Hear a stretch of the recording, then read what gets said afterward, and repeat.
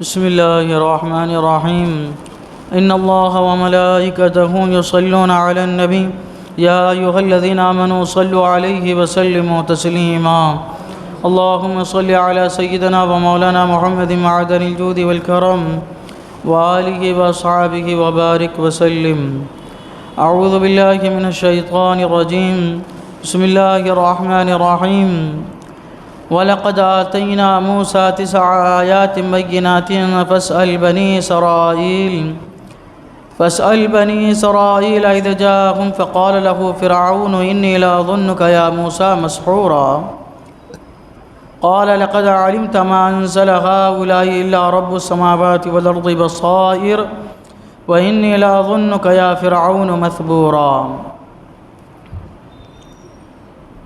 اور بے شک ہم نے موسیٰ کو 9 روشن نشانیاں دی تو بنی اسرائیل سے پوچھو. جب وہ ان کے پاس آیا تو اس سے فرعون نے کہا اے موسیٰ میرے خیال میں تو تم پر جادو ہوا. کہا یقیناً تو خوب جانتا ہے کہ انہیں نہ اتارا مگر آسمانوں اور زمین کے مالک نے، دل کی آنکھیں کھولنے والیاں، اور میرے گمان میں تو اے فرعون تو ضرور ہلاک ہونے والا ہے.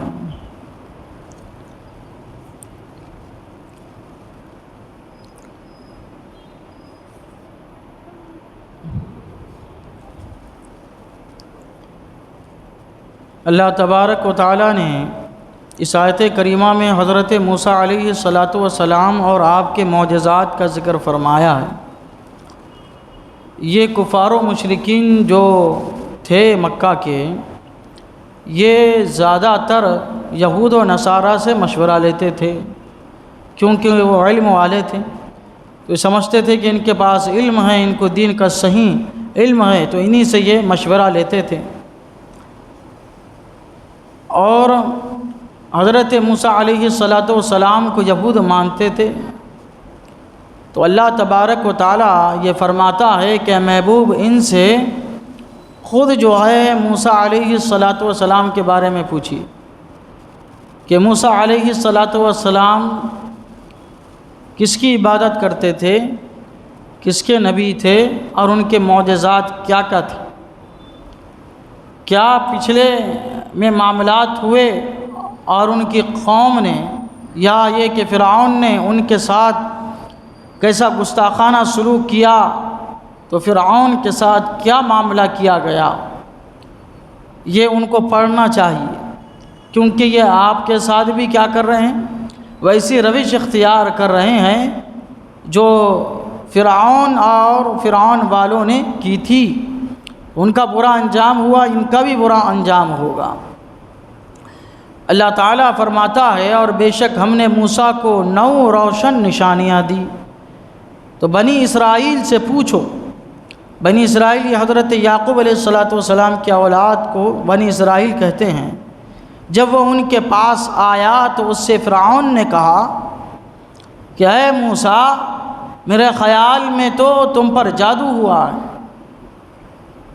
حضرت موسیٰ علیہ الصلاۃ والسلام کے بارے میں پچھلے میں تفسیر میں گزرا ہے کہ آپ کی پیدائش ایسے دور میں ہوئی، ایسے سال میں ہوئی جس سال لڑکوں کو مارا جا رہا تھا اور لڑکیوں کو زندہ رکھا جا رہا تھا. لیکن اللہ تعالیٰ کی قدرت سے آپ زندہ رہے.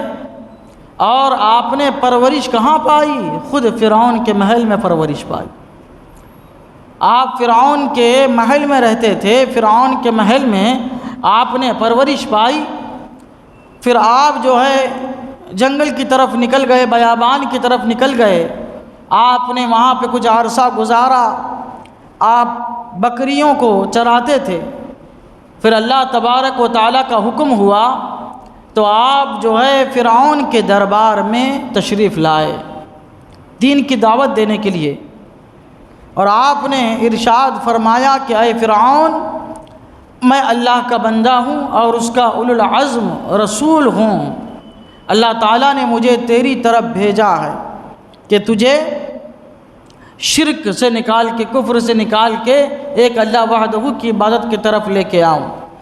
تو جس کی پوجا کرتا ہے، حکم دیتا ہے اور خدائی کا دعویٰ کرتا ہے، یہ بہت بڑا جرم ہے، اس کی کوئی معافی نہیں ہے اللہ تعالیٰ کے نزدیک۔ خدا ایک ہے، اسی کی عبادت کرنی ہے۔ اب جب فرعون نے بھرے دربار میں حضرت موسیٰ علیہ السلام سے کلمات کہے، فرعون کیا تھا؟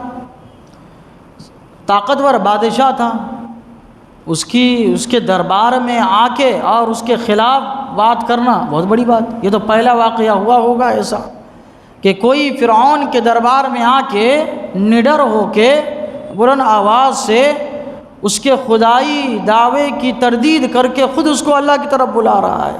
یہ پہلی مرتبہ۔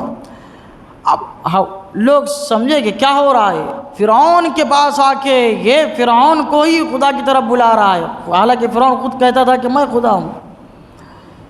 تو فرعون نے کہا کہ اے موسیٰ، تم میرے پاس رہے، میرے پاس پرورش پائی، تم چلے گئے جنگل میں بیابان میں، مجھے ایسا لگتا ہے کہ تمہارے اوپر جادو کر دیا گیا ہے، تمہارے اوپر جادو کر دیا گیا ہے، تمہاری عقل جو ہے وہ خبط ہو گئی ہے۔ کہنے لگا کہ تم میرے دربار میں کیسے بات کر رہے ہو، کیا کہہ رہے ہو، تم رسول ہو، نبی ہو، تو ٹھیک ہے کوئی معجزہ تم مجھے دکھاؤ۔ حضرت موسیٰ علیہ السلام نے اپنے عصا کا معجزہ دکھایا اور ید بیضاء کا معجزہ دکھایا۔ ید بیضاء مانی آپ اپنا داہنا دست مبارک بائیں بغل شریف میں ڈالتے تھے اور جب اس کو نکالتے تھے تو وہ چمکتا تھا۔ اس دور میں یہ نئی بات تھی، وہ کیا تھا؟ چمکتا تھا، وہ چمکتا تھا۔